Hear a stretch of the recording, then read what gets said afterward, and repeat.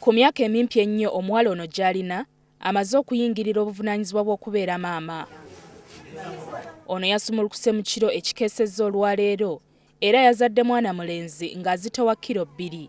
Omuwala ono yazuulibwa mwezi guwedde nti ali lubuto era poliisi y'e Soroti ekola ku nsonga z'abaana ye yamuzuula ng'asirikiddwa kitaawe.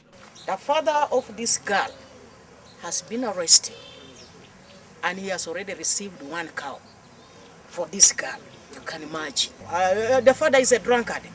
Unfortunately, the mother of this girl was chased away long time ago. Omusajja yakwata omwana ono ne gye buli eno akyalira ku nsiko wabula ng'abamu ku b'eŋŋanda ze ne kitaawe w'omuwala baakwatibwa nga bakyabuuzibwa 45 ku mayitire ga Ssedduvutta oyo. The father of the boy who pregnated the girl has been arrested. The boy has taken off, but we shall get him. Ono si ye muwala asoose okuzaalira ku myaka emimpi ennyo wano mu Uganda. Omwaka oguwedde mu mwezi gw'okuna abawala 2 ng'omu yali w'ennebi nga wa myaka 13 n'omulala okuva e Rakai eyali ow'emyaka 11 bazaala baana bannaabwe. Bano nabo baakwatibwa bukwatibwa agasajja gamujjula bitannajja.